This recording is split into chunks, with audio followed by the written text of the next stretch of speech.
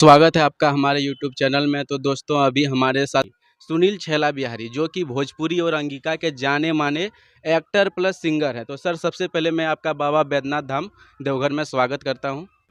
बहुत बहुत धन्यवाद आपका चैनल के सभी दर्शकों को श्रावण मास की ढेरों ढेरों शुभकामनाएं। और आप यहाँ हमारा इंटरव्यू लेने आए इसके लिए आपको बहुत बहुत धन्यवाद। तो सर मैं आपसे जानना चाहूँगा कि देवघर से आपका इतना लगाव कैसे हो गया सर? देखिए, देवघर शब्द जो है ना, मुझे बचपन से पता नहीं क्यों इतना अच्छा लगता था। एक बार बचपन में माता पिता के साथ में आया था यहाँ पूजा करने।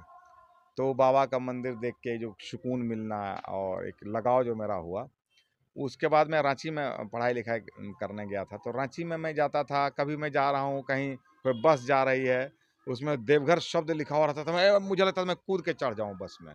बाबा धाम लिखा होता है, मुझे लगता बाबा की नगरी की बस है, ये सारे लोग बाबा की नगरी में जा रहे हैं। तो पता नहीं क्यों ये किसी जन्म का लगाव रहा होगा, बाबा की असीम अनुकंपा रही है मेरे ऊपर। और अभी मैं सावन का जो 1 महीना होता है वो पूरा इधर ही बिताता हूँ। 11 महीने अपनी दाल रोटी के लिए खटते रहता हूँ। 1 महीना इधर बिताता हूँ, इस बार तो 2 महीने की बात है। जी सर। जी। सर तो आपकी जर्नी कहाँ से स्टार्ट हुई सर? अक्सर होता है कि बिहार, झारखंड और यूपी में अगर बच्चा मैट्रिक या इंटर कर लेता है तो माँ बाप का सपना होता है एक अच्छा डॉक्टर, इंजीनियर या कोई गवर्नमेंट जॉब ले ले। लेकिन आपने सिंगिंग से नाता कैसे जोड़ा सर? मैं भी बचपन से, मेरे भी माता पिता चाहते थे कि वह पढ़ लिख के कुछ बड़ा आदमी बने, नाम करे। तो उनका भी सपना था, लेकिन मैं पढ़ाई करने इंटर में, बचपन तक तो मेरा हाई स्कूल हम पास किए यहाँ से खगड़िया से। बिहार में जगह खगड़िया, तो खगड़िया महसूट एक जगह है, जवाहर उच्च विद्यालय से मैंने हाई स्कूल पास किया। उसके बाद मैं रांची चला गया इंटरमीडिएट की पढ़ाई करने। वहाँ जाके मुझे वहाँ के उस टाइम बहुत बड़े माने ऑर्केस्ट्रा ऑर्गेनाइजर हुआ करते थे, ब्लू पापा। तो ब्लू पापा के यहाँ हमने स्ट्रगल करने की शुरुआत की और वहाँ उनके ग्रुप में मुझे चांस मिला।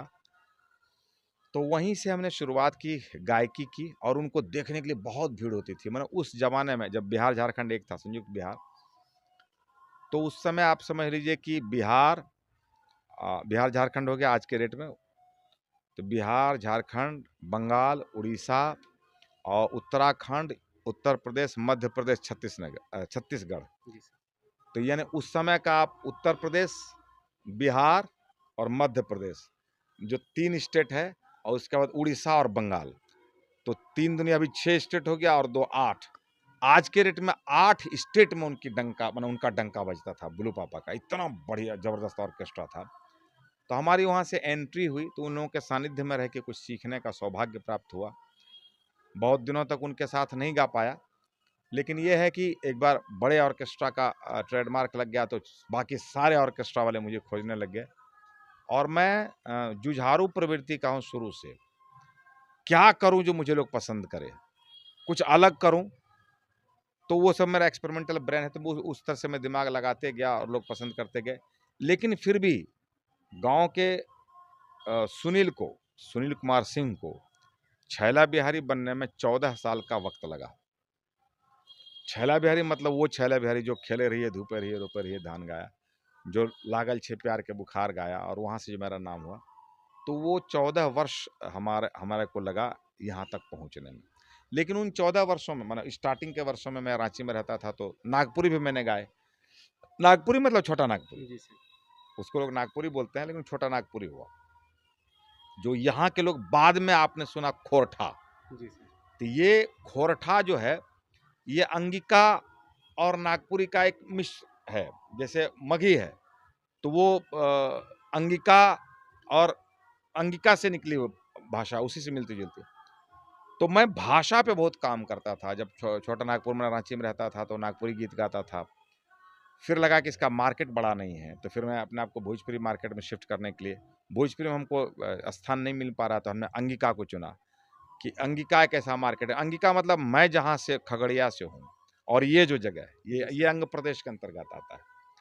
तो यहाँ की भाषा में कभी गाना नहीं निकला है, तो मैं इस पे गाना गाऊँ। तो वो प्यार के बुखार मैंने गाया, और वो खेले रहिए, धूपे रहिए, रोपे रहिए धान, और वहीं से मुझे आशातीत सफलता मिली। और उसके बाद मैंने अंगिका में जो भी गाया, लोगों ने बेइंतहा प्यार दिया, लोगों ने बहुत पसंद किया। और आप फिर देखिए कि शारदा जी के बाद मैं पहला कलाकार हूँ सुनील छैला बिहारी जिसके विवाह गीत भी चलते हैं। इतना बड़ा बड़ा नाम आपने सुना होगा, विवाह गीत किसी का लोगों ने एक्सेप्ट नहीं किया, शारदा जी के बाद छैला बिहारी का एक्सेप्ट किया। क्योंकि मैं उस तरह से काम करता हूँ उन चीज़ों पे। मैंने अपना जो संस्कार है, बिहार, झारखंड, उत्तर प्रदेश का जो संस्कार है, उन बातों पे, उन गानों पे, तो ये मेरा सौभाग्य है कि लोग इतना पसंद करते हैं। हाँ, मैं उस हिसाब से मेहनत करता हूँ। और सर शुरुआती दिनों में घर वालों का क्या रिस्पॉन्स रहा कि आप तो पढ़ने के लिए रांची गए थे और अचानक से आप गायकी में आ गए? देखिए, मेरे घर वाले शुरुआती दौर में बहुत कोऑपरेटिव नहीं थे, तो बहुत डिस्टर्ब भी नहीं किया। जब मैंने गाने की शुरुआत की, तो बचपन में कहीं-कहीं जाता था गाना गाने, तो गाना गाता था और मैं शुरू से मेरी एक आदत रही कि मैं किसी का कॉपी नहीं करूँ। तो बचपन में गाँव में हम लोग क्या देखते थे, कोई गायक आया स्टेज में गाना गाने के लिए, तो ऐसे करता था फिर माइक को ठोक रहा, एक बार ठोक लिया, ढक-ढक आवाज़ कर रहा, फिर उसका ऐसे कर रहा है। वो माइके चेक ज़्यादा करेगा तो पब्लिक बोले हो बरगा ऐसे जत्ता गईते नहीं उतना नखरे करते, या हो बरगा से गईबे तो गो नहीं तो जो, वहाँ की पब्लिक। तो हमको लगता था कलाकार को मंच पे आके शर्ट ठीक नहीं करना चाहिए, शर्ट पहले से ठीक करके आओ, माइक वाइक पहले से टेस्ट कर लो। तो मैं जब पहली बार मंच पे गया गाना गाने, तो अंदर से गाते हुए आया मैं कि वहां जाके हम ठोकेंगे ही नहीं, मंच ठोकेंगे तब नहीं लोग बोलेगा गो तो गईबे तो गो नहीं तो जो।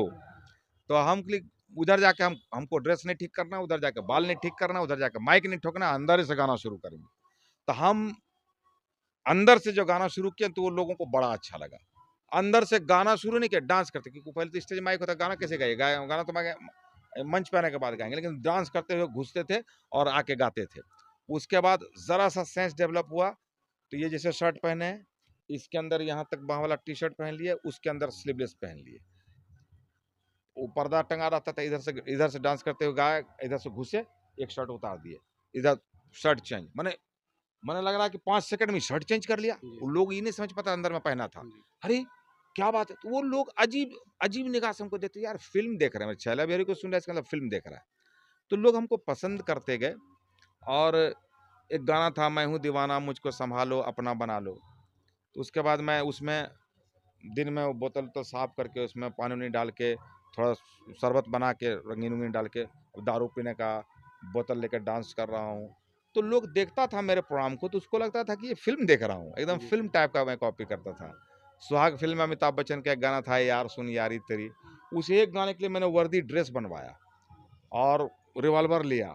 मैं इधर रिवॉल्वर करूंगा तो एक अंदाज में पटाखा फोड़ता था, तो लगता था फिल्म देख रहे हैं। ये मेरा शुरू से, मैं किसी की कॉपी नहीं करता था। ये जब गांव में था तो ऐसा करता था, और जब रांची गया, इधर गांव में था तो मैं फिल्म के गाने गाता था, और रांची गया तो वहां देखता था फिल्मी गाना वाला तो सड़क पे घूम रहा है, तो वहां जाके मैं फोक सॉन्ग गाने लग गया कि इधर फोक सॉन्ग नहीं है गाने वाला।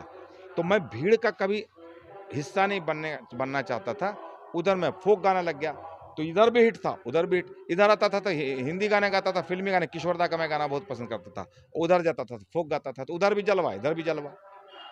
तो किसी की कॉपी नहीं करना, लोगों से अलग करना, और जो कभी लोगों ने नहीं देखा वो करना। तो इसलिए मुझे बहुत पसंद मिला, लोगों ने पसंद किया और सीढ़ी चढ़ता गया। और हाँ, एक्टिंग का शौक आपने सर? कहा, सवाल आपका था जी। कि घर से विरोध हुआ या कोऑपरेशन मिला। जी। जब मैं शुरू में गाना गाने लग गया गाँव में, तो कुछ-कुछ इनाम आते थे। जी सर। उस टाइम तो ₹2 ₹1 इनाम आता था। तो ₹2 ₹1 इनाम आ गया, मान लीजिए हमने एक गीत गाया, ₹20-25 इनाम आ गया। तो ₹20-25 उस ज़माने में बच्चे के लिए बहुत बड़ी बात है। और मेरा हौसला बुलंद है कि इस बार एगो गाना गाए तो ₹20-25, अगले बार 2 गो गाना गाएँगे, ₹40 आएगा। लेकिन गाँव में लोग ये बात करने लग गए, उस टाइम मेरा नाम सुनील था, कि माने सुनील आजकल कमबै छै तो ओकर घर चलै छै। तो मेरे बाबूजी को बड़ा खराब लगा सुन के, तो मेरे बाबूजी ने कहा, तुम ये गाना बजाना मत करो, माने तो सब गाना बजाना मत कर, से गाँव में लोग बहुत फालतू बात करे छै। हमने की तो कहै छै कि वहीं कमबै छै तो घर चलै छै। ये एक विरोध हुआ मेरे पिताजी का। मैंने पिताजी को बोला, पिताजी लोगों को बोलने दीजिए, जो आज इस तरह का कमेंट करते हैं ना, वो एक दिन आपसे पूछेंगे कि कैसे बच्चा पैदा किया, पाला जो यहाँ तक गया, और ये गांव, समाज मेरे नाम से जाना जाएगा। ऐसे मैंने बोल दिया। अब पता नहीं कि मैं बोलूँगा बाबा पूरी कर देंगे। मैंने बोल दिया और आज तो है खगड़िया। हमारे खगड़िया के लोग बाहर जाता बोलते जैसे बोलते हैं खगड़िया कौन छैला बेरी खगड़िया। तो आज वो ज़िला मैंने ऐसा मानते हैं, मैं ऐसा नहीं बोलूँगा, वो तो ठीक है बचपन में मैंने बोल दिया। आज ये ठीक है कि लोग माने हाँ, हमसे जिला का सम्मान जिला से मेरा सम्मान है, ये है। तो वो बाबूजी के दिमाग में बात गई, उसके बाद उन्होंने फिर बोलना छोड़ दिया। बाद में एक दिन उनको बड़ी खुशी हुई जब मेरा प्यार का बुखार हिट हुआ, तो मेरे बाबूजी का चेहरा एकदम सेम मेरे से मिलता था, खाली बस आपको एज का फ़र्क लगता। तो मेरे बाबूजी कहीं जा रहे थे, कहीं लोगों ने देखा, तो उनसे आके "हे रे छैला बिहारी के बाप लागे छो।" तो किसी ने पूछा कि छैला बिहारी के आप पिताजी? तो हाँ। तो लोगों ने एक बार पूछा कि क्या खिला के आप बच्चे को पाले जो आपका बेटा यहाँ तक गया? तो मेरे बाबूजी भाव में बोले सुंडा वाला गेहूँ खिलबे रही है। सुंडा वाला माने हमारे यहाँ जब गेहूँ में कीड़ा लग जाता था तो पहले के लोग फेंकते नहीं थे उसको, अच्छा वाला छांट के रख दिया कि बेचेंगे, खराब का पिसा लेते थे खाएंगे। तो बोले सुंडा वाला गेहूँ खिला है इसलिए इतना ब्रेन शार्प हुआ। मतलब ये नहीं कि सुंडा के गेहूँ खाने से ब्रेन शार्प है, लेकिन गाँव में तो लोग खाते हैं, कुछ भी खाते हैं, लोग फेंकते नहीं है। तो उस दिन बाबूजी को लगा कि मेरा सपना पूरा हुआ। और माँ को एक बार मैंने बोल दिया था, मेरा छोटा भाई सब पहले से पैसा कमाना शुरू किया। तो मेरा छोटा भाई सब जब जाता था 100-200 रुपया देता था, तो मेरी माँ बोलती थी फलना बेटा जैसे हमरा 100 रुपया दै छे, फलना बेटा जैसे 200 रुपया दै छे। हम माँ को बोले अरे माँ छोड़ो नहीं, सब 100-200 देता है, हम तुमको ना नोट के गद्दा पे सुलाएंगे। जब मेरा प्यार का बुखार हिट हुआ तो पैसा जब आने लग गया घर में, उस टाइम मेरा घर भी कोसी नदी में कट गया था, तो मेरी माँ ना गद्दा के नीचे नोट रखती थी। मेरा बेटा बोलता था कि गद्दा के नोट के गद्दा पर सुलाएंगे, आज देखो मेरे गद्दे के नीचे खाली नोट है और रात भर नींद नहीं आती है। तो माँ उस दिन खुश हुई थी और सबसे ज़्यादा खुश माँ उस दिन हुई। हम महेशखुंट के रहने वाले हैं, महेशखुंट हमारे बगल में गाँव है पौरा। तो वहाँ पर हमारे पिताजी के एक फुफेरा भाई, माने पिताजी के फुआ के लड़के एमबीबीएस डॉक्टर हैं, डॉक्टर सीडी सिंह। तो उनका बहुत नाम है वहाँ पे, एमबीबीएस डॉक्टर हैं तो लोग नाम है। जब भी मेरे मम्मी-पापा वगैरह जाते थे महेशखुंट तो लोग बोलता था, ये सीडी सिंह के भाई हैं, डॉक्टर सीडी सिंह के भाई हैं, सीडी सिंह की भाभी है। एक दिन मेरी माँ को उस दिन बहुत खुशी हुई, मेरे माता-पिता को नहीं पता मेरा बेटा क्या करता है। लेकिन कहीं मेरी माँ और मेरे पिताजी जा रहे थे तो लोगों ने कहा कि ई चिन्है छै ई के छिकै तने, ई छैला बिहारी के माता-पिता। तो उस दिन मेरी माँ आई और हम हारमोनियम के लिए रोते थे कि काश मेरे पास हारमोनियम होता तो हम रियाज़ करते। लेकिन हारमोनियम हमको घर से मिलता नहीं था कि लोग समझे गाना बजाना करेगा, माने गाना बजाना को बहुत खराब दृष्टि से लोग देखते थे। तो उस दिन मेरी माँ बोली बेटा तुम की करे छो हमरा नहीं मालूम, लेकिन आज कोई बोला है महेशखुंट में कि ये छैला बिहारी का माता-पिता है। आज तक हम लोग को महेशखुंट में लोग बोलता था कि सीडी सिंह का भाई और भाभी है। तुम ऐसा क्या काम कर रहे हो आज छैला बिहारी का माता-पिता बोला, इसका मतलब तुम कोई बड़ा काम कर रहे हो। अब बोलो तुमको हम हारमोनियम देते हैं। तब तक हम कुछ कमाने लगे थे। हमने कहा मैं नहीं मम्मी अगर आपने अभी तक नहीं दिया तो अब कोई बात नहीं, अब मैं अपना कर लूँगा। लेकिन खैर इन सब के बीच किसान फैमिली से हूँ। कैसेट की जब शुरुआत हुई थी तो मेरे पिताजी ने उस समय मुझे लगता है कि अपने घर का सारा गेहूँ और मकई बेच के 5,000 रुपया मुझे दिया था कैसेट बनवाने के लिए। कैसेट सक्सेस नहीं हुआ, लेकिन शुरुआत वहाँ से हुई। तो परिवार का कोऑपरेशन एक हिसाब से अगर 5,000 रुपए दिया तो कोऑपरेशन ही कह सकते हैं। विरोध बहुत ज़्यादा नहीं था, थोड़ा विरोध हुआ तो मैंने उनको बोला तो वो लोग समझ गए और बाद में सब पूरा हुआ। और एक्टिंग का शौक सर, आपका कोई भी सॉन्ग देखते हैं आप खुद ही एक्टिंग करते हैं, एक्टिंग का शौक आपको कब से था? देखिए एक्टर तो हर आदमी है। जी सर। आप भी एक्टर हैं, जितने लोग हैं सब एक्टर हैं। बोलिए कैसे एक्टर हैं? कौन ऐसा है जो अपनी माँ से झूठ नहीं बोलता है, पैसा लेने के लिए? हैं? कौन छोटा जो बच्चा होता है, वो भी एक्टर होता है, कैसे मालूम?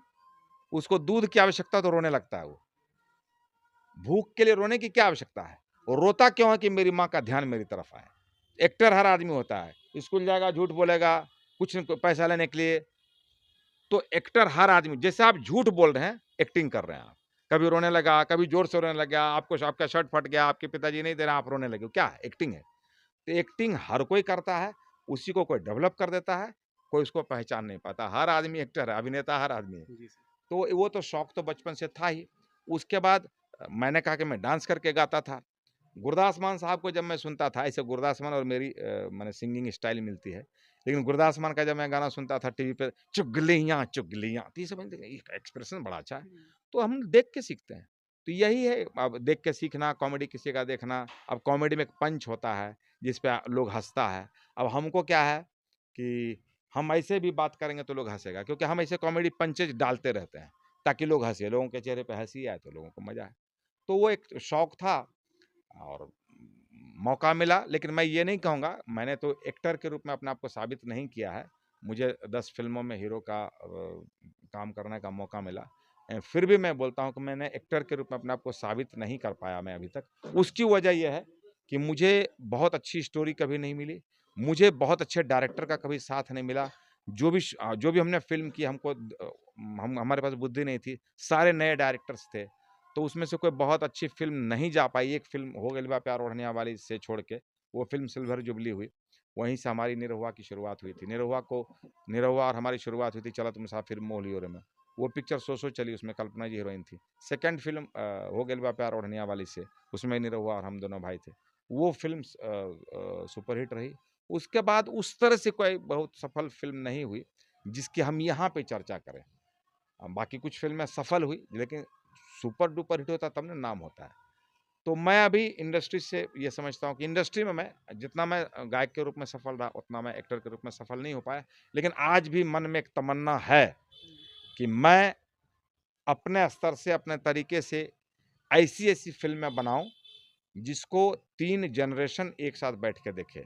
यानी कि नानी, बेटी और माँ, 3 जनरेशन बैठ के देखे और कोई अश्लीलता नहीं हो, गाना आए तो लोग डांस करें, कॉमेडी आए तो लोग हँसे और जब हीरो रोए तो वो रोए। जिस दिन मैं ये कर पाऊँगा, उस दिन मैं मानूँगा कि मैं अच्छा एक्टर हूँ। जिस दिन बाप और बेटी फ़िल्म बैठ के देखे, उस दिन हाँ, मैंने एक फ़िल्म बनाई थी अंगपुत्र। अंगपुत्र मैंने देखा, जब मैं उसके प्रचार में गया था खगड़िया में, तो मैंने देखा कि एक यंग महिला और एक बुजुर्ग व्यक्ति साथ में फ़िल्म देखने आए थे। तो मैंने जाके पूछा कि आप लोगों का क्या रिलेशन है? तो एक ससुर, एक बहू। मैंने कहा ससुर और बहू देखे पिक्चर देखने आए थे, बड़ा अजीब सा कॉम्बिनेशन है भाई। तो नहीं, मेरा बेटा बाहर रहता है। तो हमने कहा कि ये फ़िल्म देखने क्यों आए आप? बोले हमने सुना कि बहुत ही अच्छी फ़िल्म है, साफ-सुथरी फ़िल्म है। तो हमने कहा कि चलो थोड़ी सफलता मुझे मिली कि ससुर और बहू साथ में। एक एक लड़का मुझे फ़ोन किया कि मैं आपका सिंगर के रूप में कभी प्रशंसक नहीं था, लेकिन आपकी फ़िल्म देख के मैं प्रशंसक हो गया। मैंने कहा क्या हुआ? बोले मेरी दादी टिकट लाई मेरे लिए और मैं आपकी फ़िल्म हमने दादी टिकट लाई? बोले दादी बोली कि बहुत अच्छी फ़िल्म लगी अंगपुत्र, चलो देखते हैं। तो मैं गया देखने, तो मैंने उसमें आपका जो काम देखा और स्टोरी कमाल का है, काम आपका बहुत अच्छा लगा। तो ये मैं कोशिश करता हूँ कि मेरी जो फ़िल्म हो, मेरा जो गाना हो, उसमें अश्लीलता नहीं हो। लोग बाप-बेटा, बाप-बेटी बैठ के सुने, एन्जॉय करें। ये मेरी कोशिश रहती है। और सर श्रावणी मेला जो 1 महीना का होता है सुल्तानगंज से देवघर तक, इसका आपके लाइफ़ में क्या योगदान रहा? देखिए, योगदान ये है कि जब मैं स्ट्रगल कर रहा था तो स्ट्रगल से पहले ही मैं आता था देवघर। एक बार पहले पिताजी के साथ आया था, 2 बार पिताजी के साथ आया था। बाद में और भैया-भाभी वगैरह के साथ भी आया। तो बाबा से मैंने अपनी बातें कही, तो बाबा से जो मैंने कहा कि बाबा एक बार माने 1-2 बार जो मैंने माँगा वो मिला। एक बार लास्ट मैंने कहा, लास्ट इसलिए बोलता हूँ कि उसके बाद फिर मैं कुछ बोलता नहीं हूँ बाबा को। ओके। एक बार मैंने कहा, वो लास्ट था, काँवड़ लेके जब मैं 3 बार लगातार आया, तो तीसरी बार मैंने कहा, ये पहली बार मैं लेके आया, जो मैंने माँगा सेकंड बार मेरे पास था।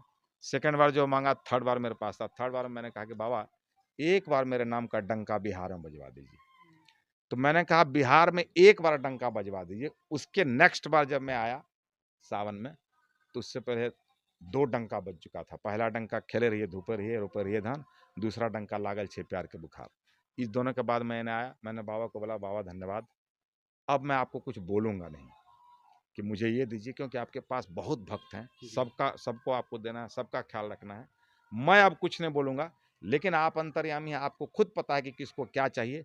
जिसके लायक आप मुझे समझते होंगे, आप देते रहिएगा या नहीं भी दीजिएगा तब कोई शिकायत नहीं है। एक मौका आपने दिया ना, तो मैं भगवान से अब ये दुआ करता हूँ कि भगवान एक मौका तो सबको मिलना चाहिए, और मैं सुनता भी हूँ, ईश्वर सबको एक मौका ज़रूर देते हैं। एक मौका को जिसने भुना लिया, वो आगे निकल गया, जो उस मौके को नहीं भुना पाया वो पिछड़ जाता है। तो अब मैं बाबा को यही बोलता हूँ, बहुत-बहुत धन्यवाद, आपने मुझे मौका दिया, अब जिस लायक मुझे समझते हैं आप दीजिए। लेकिन लोगों के लिए मैं ये कहता हूँ कि आप जिसको भी दीजिए ना, तुरंत मत दीजिए। थोड़ा उसको तड़पाइए, क्योंकि असफलता के बाद सफलता का बड़ा महत्व है। जैसे मैं असफलता के बाद जो मुझे जी। सफलता मिली ना, तो मैं उस सफलता को बड़ा संजो के रखना चाहता हूँ और मैं कभी भी सफलता से इतराता नहीं हूँ। इसलिए इतने दिनों से आप मेरा गाना सुन रहे होंगे, देख रहे होंगे। मुझे ऐसा लगता है कि छैला बिहारी को कोई बहुत कुछ बोल सकता है, बोलता होगा, लेकिन घमंडी कोई नहीं बोलता होगा। क्योंकि मैं इतना प्यार से लोगों से मिलता हूँ, क्योंकि मैंने असफलताएँ देखी है और मैं ये जानता हूँ कि यहाँ तक आने के लिए मुझे क्या-क्या स्ट्रगल करना पड़ा। तो मुझे हर हमेशा वो याद रहता है। इसलिए मैं अपने पब्लिक का, मैं अपने चाहने वालों का बहुत ही ध्यान रखता हूँ, बहुत ही ख्याल रखता हूँ और भगवान से दुआ करता हूँ कि सबको दीजिए, थोड़ा असफलता के बाद दीजिए। जी। सर जैसे जितने भी भोजपुरी के सुपरस्टार हैं, पवन सिंह, खेसारी लाल यादव, निरहुआ जितने भी हैं, उन्होंने अपनी जहाँ तक हो सके शुरुआत की बोल बम के गानों से, जो कि भक्ति गाना था, जो कि लोग सुनते थे। लेकिन अब जब वो बड़े हो गए, बड़े स्टार बन गए, तो अभी उनका कोई भी उस तरह भक्ति गाना नहीं आ रहा है, सिर्फ़ अश्लील गाना आ रहा है। इसके बारे में आप क्या कहना चाहेंगे? सिर्फ़ तो नहीं, लेकिन अश्लील गाना बहुत ज़्यादा आ रहा है सर।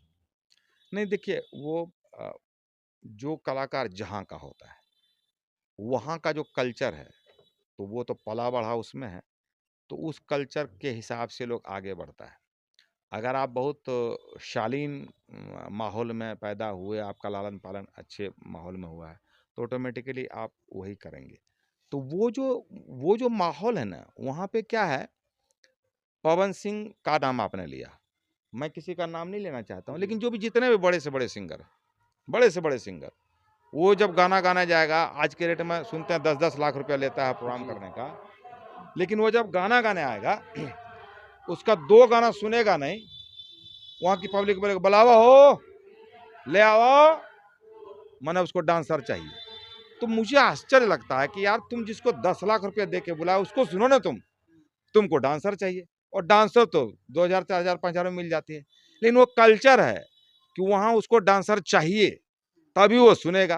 तो भाई कलाकार भी क्या करेगा? हम जिस माहौल में हमको गर्व है कि मेरा जो ये माहौल है बिहार का अंग प्रदेश, जी। झारखंड का अंग प्रदेश या पूरा झारखंड, बंगाल का एरिया, ये यहाँ पे उस तरह का माहौल नहीं है। मैं 9-9 घंटे का मैंने शो किया। खैर 9 घंटे का जो मैंने शो किया उसमें तो डांसर भी रहती है। लेकिन अकेले मैंने शो किया साढ़े 5, 6, 7-8 घंटे तक का अकेले मैंने शो किया। 6 घंटे का तो अकेले मैं शो करता ही हूँ। लेकिन 6-6 घंटे के शो में कभी लोग डांसर नहीं माँगता है। तो ये 2 बातें हैं, या तो मैं इतनी ताकत लगाता हूँ कि मेरे गाने में इतनी ताकत होनी चाहिए कि डांसर का डिमांड लोग नहीं करें। तो मैं अपनी ताकत लगा के और इस पब्लिक का भी मैं धन्यवाद देता हूँ, जो मेरे कुछ 6 घंटे तक मुझे पब्लिक सुनती है और वहाँ पर उनको डांसर नहीं चाहिए। तो एक तो मेरा योगदान ये होता है कि मैं प्रोग्राम को इस तरीके से लेके जाता हूँ, इतना मैं उसमें कॉमेडी पंचेज़ डालता हूँ, इतना हँसाता हूँ लोगों को, इतना एंटरटेन कराता हूँ, इतना रुलाता हूँ लोगों को। जब मैं जब मंच पे गाता हूँ बाबा जांघी बैठने के बहना भैया तोहरे पास, तो मुझे ऐसा नहीं लगता कि मैंने किसी मंच पे गाया होगा और कम से कम आधी पब्लिक नहीं रोई होगी। तो मैं पब्लिक को रुलाता भी हूँ, हँसाता भी हूँ। तो मैं भी अपनी ताकत लगाता हूँ और ये हमारी जो पब्लिक है, हमारे इलाके की, वो ग्रेट है। मैं कार्यक्रम में तो सब जगह मैं जाता हूँ। एक जगह मैं इधर गया था बंगाल में वर्नपुर, एक 2-3 साल पहले की बात। जी। जागरण शो करने गया था। वहाँ पब्लिक माँगने लगी, बाबा जांघी बैठ लें, बाबा जांघी बैठ लें, बाबा जांघी बैठ लें। तो मैं चूँकि लगातार मेरा प्रोग्राम था, जागरण का चल रहा था, तो मैं वो गाने के चक्कर में नहीं था, क्योंकि मैं वो गाता हूँ मंच पे तो मैं बहुत रोता हूँ। रियल रोता हूँ, मैं सिंगर भी, मेरी सोम्या भी रोती है। तो अब मैं सोच रहा हूँ क्या करूँ? तो एक आदमी बोलता है बाबा जाएँगे, दूसरा आदमी बोलता है अभी देखना बेटा सबको रुला देगा।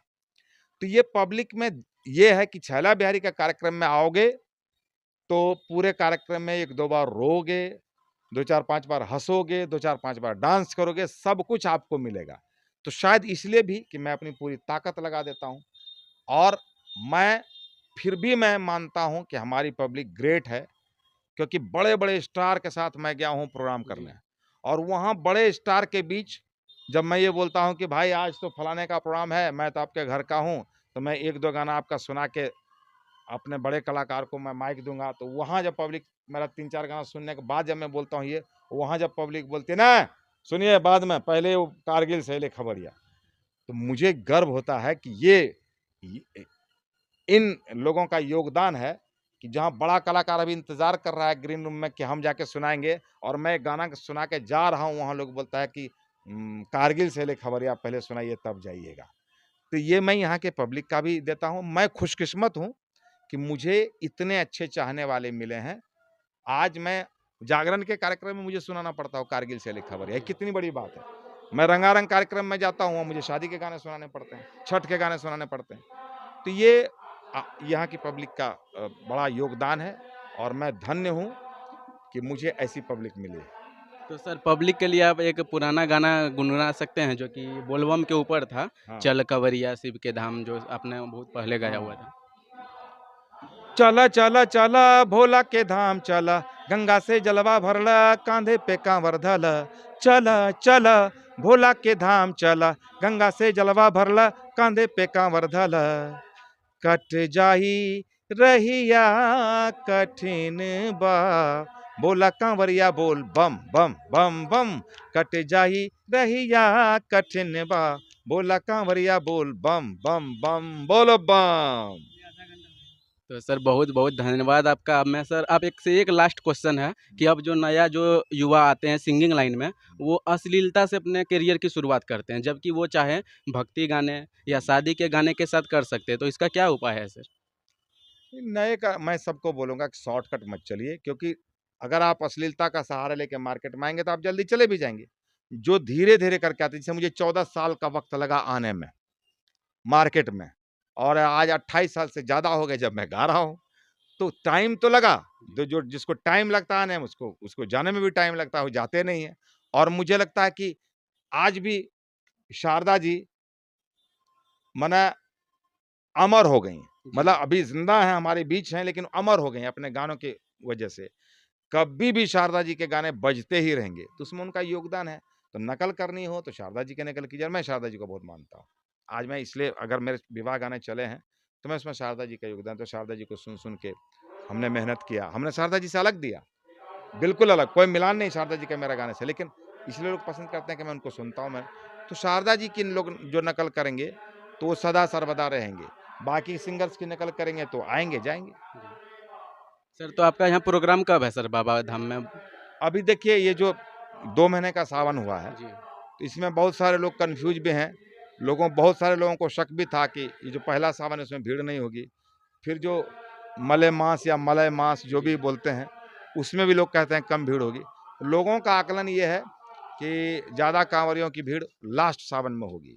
तो लास्ट सावन में बहुत सारे कार्यक्रम हैं। अभी अभी तो मलेमास वगैरह के लिए भी चर्चा चल रही है कार्यक्रम देने की। लेकिन अभी कल के बाद जो माहौल बनेगा तो लोगों को पता चलेगा किस तरह की भीड़ है। शिविर वाले भी बड़ा कन्फ्यूज हैं कि भाई 2-2 महीना सब मेला लगाना पड़ा, तो सबकी परेशानी बढ़ गई है। तो प्रोग्राम होगा बहुत जल्दी, उसकी जानकारी मैं अपने यूट्यूब के माध्यम से, फेसबुक के माध्यम से लोगों को दूंगा। ढेर सारे कार्यक्रम इसमें भी आए थे हमारे पास, लेकिन वो आजकल जितने लोग आते हैं ना, वो बोलेंगे कि आप अकेले आ जाइए, मेरे पास ग्रुप है। तो मैं ऐसा काम नहीं करता हूँ। 4-5 प्रोग्राम इस सावन में, लेकिन मैंने एक भी नहीं किया, क्योंकि मुझे ऐसा लगता है कि बिना ग्रुप का जाना मतलब प्रोग्राम में मज़ा नहीं आता। और आजकल क्या ही वायरस चल गया है, सब जगह से फ़ोन आएगा, आप अकेले आ जाइए ना, इधर मेरे पास ग्रुप है। अरे भाई, वो ग्रुप आपका है, हमारे लायक वो ग्रुप नहीं है। क्योंकि मैं ये नहीं कहता कि मेरा ग्रुप सबसे अच्छा है, मेरा ग्रुप सबसे घटिया है, लेकिन चूंकि उसके साथ मैं गाता हूँ तो तालमेल रहता है। जी। तो ये सारी परेशानियां हैं। अभी ढेर सारे कार्यक्रम होंगे, मतलब कांवर के रास्ते में भी और उसके बाहर भी, इसकी मैं जानकारी देता रहूंगा। बहुत बहुत धन्यवाद सर। सर थैंक यू आपका सो भी मच। बहुत बहुत धन्यवाद।